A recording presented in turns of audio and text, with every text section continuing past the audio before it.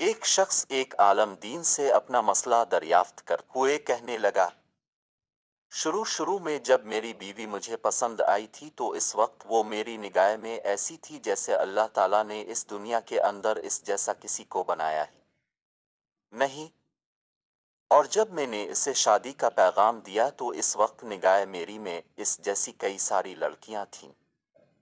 پھر جب میں نے اس سے شادی کر لی تو اس وقت اس سے زیادہ خوبصورت کئی لڑکیاں میری نظر سے گزرے۔ شادی کے چند سال گزرنے کے بعد مجھے ایسا لگنے لگا کہ دنیا کی تمام عورتیں میری بیوی سے زیادہ خوبصورت ہیں۔ شیخ نے کہا، کیا میں تمہیں اس سے بھی زیادہ عجیب و غریب چیز نہ بتاؤں؟ اس آدمی نے جواب دیا، یہاں کیوں نہیں؟ حضرت نے کہا، اگر تم دنیا کی ساری عورتوں سے شادی کر لو پھر بھی تمہیں ایسا لگے گا کہ گلی کوچوں میں پھرنے والے آوارہ کتے دنیا کی تمام عورتوں سے زیادہ خوبصورت ہیں۔ آدمی ہلکی سی مسکراہٹ کے ساتھ کہنے لگا، حضرت ایسا کیوں کہہ رہے ہیں؟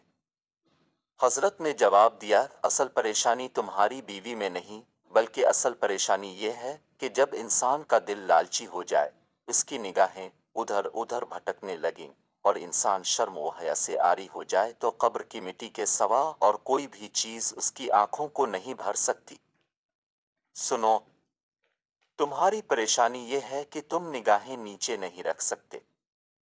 تمہاری پریشانی یہ ہے کہ تمہاری بیوی تم پر حلال ہے اور شیطان کو حلال پسند نہیں۔ پس جان لو شیطان تمہارا کھلا دشمن ہے۔ کیا تم اپنی بیوی کو دوبارہ دنیا کی سب سے زیادہ خوبصورت عورت بنانا چاہتے ہو؟